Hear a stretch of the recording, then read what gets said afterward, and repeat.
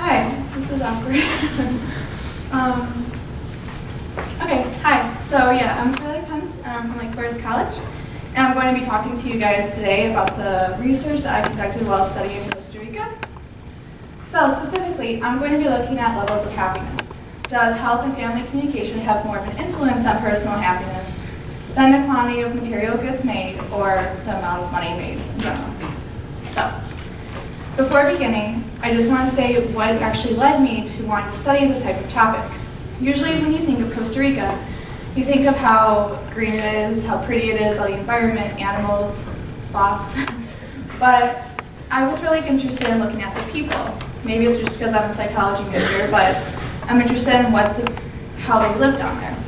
So there were two facts that really led me to wanting to study this. The first was looking at Planet Happy Index, which states that Costa Rica is the #1 happiest country in the world, even today. But on their website, they never actually stated why, like what specific factors influence this. Also, which I'll get to now, I looked at the idea of Symposium, which is, very generally speaking, it's a concept in Latin American culture where the citizens exhibit friendly and positive behavior towards strangers. Now, I don't know about you, but let's say you're at work or at school, you might act positive or professional, but you're not necessarily happy with some of the people you're with. So, on a much more serious note, I was concerned that even though they're always seeming to be positive towards others, are they actually happy? So, even though happiness is a rather ambiguous term, I decided to study it, and I was interested more specifically, based off some previous research I found by Helvig 2003 in Norway, on very specific factors that influence their happiness, not just if they're happy or not.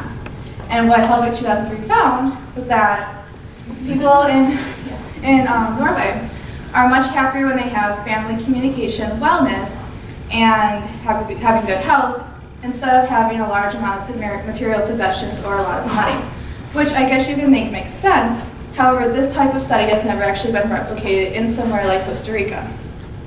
So, very briefly, this is where I conducted my research in San Ramon, which is a few hours away from San Jose, which is the capital of Costa Rica.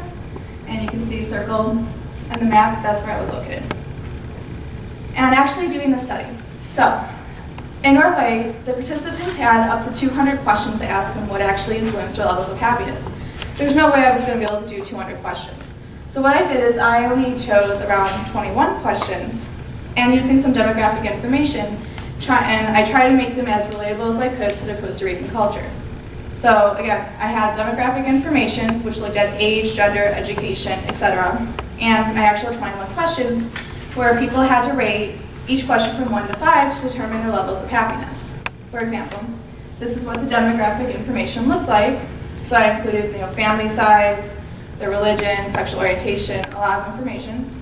And this is what my actual questionnaire looked like. So they had to rate each of these statements between 1 and 5. But I didn't just include the 4 main parts of the hypothesis that I wanted to study.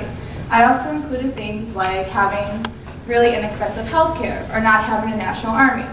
Again, I was trying, with the amount of time I was given, to make this type of survey as relatable as I could to the Costa Rican culture. Now, to actually show that my created survey was valid, or it was actually studying people who were happy, I had to compare it to an already validated survey that actually looked at happiness. So what I did is I chose a survey that was only 4 questions long, so I could easily tack it on to my created survey. And these questions were asking the people to rate how happy he or she felt in general. And they had to do this based 1 through 7. So, for example, in general, I consider myself 1, not a very happy person, or 7, a very happy person. Again, I wanted to validate my survey. And overall, what I did is I randomly selected participants in downtown San Ramon and in the University of Costa Rica and in the general smaller communities around San Ramon. Of course, I avoided participants who appeared really stressed or really busy. And, but also, unfortunately, I needed an escort when I was actually collecting data because of some inappropriate behavior from the men down there. My escort was my advisor's nephew, and he was super nice about it and gave me a lot of his time in terms of actually walking around the city.